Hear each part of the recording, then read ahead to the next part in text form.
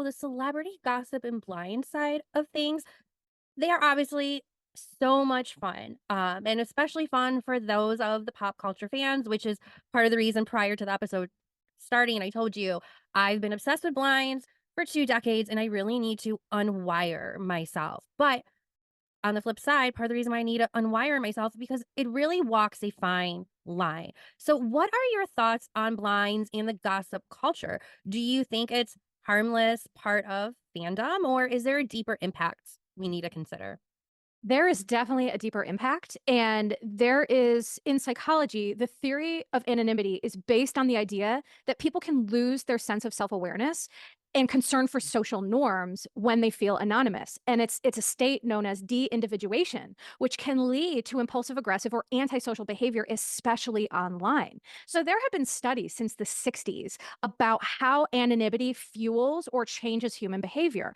And in the 60s, there was a gentleman by the name of Philip Zimbardo, who he created a study that became a benchmark in the field of psychology through Stanford University, which is, and this was in 1969, right? So it was like there wasn't the internet or anything like that, but they dressed female students in lab coats, some with plain and then some with identity concealing hoods. And basically, what they found, it was a formative piece of a body of research showing a link between anonymity and abusive behavior. What ended up happening is the folks who were hooded, who couldn't be seen, tended to give electric shocks to the Confederates.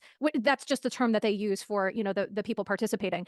Um, they gave shocks more frequently and more severely when they were anonymous. Now, having it be online adds a whole other layer to this concept that actually can be incredibly scary. So, research shows, because there is a lot of research about this, research shows that anonymity can reveal personality traits that face to face interactions may hide.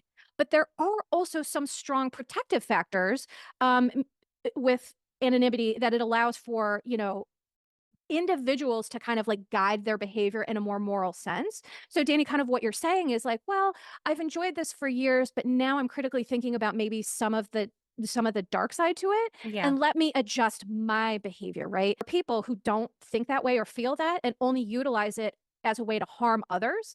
And so I could go on about this forever, but there is research to suggest that there are two motivations underlying the desire to stay anonymous in online social interactions. One is self-expression, right? Like that's you want to explore and have fun and all these things. But the other thing is toxic behavior. There are some individuals who use the cloak of anonymity to behave in ways that are egregious and aggressive towards other people.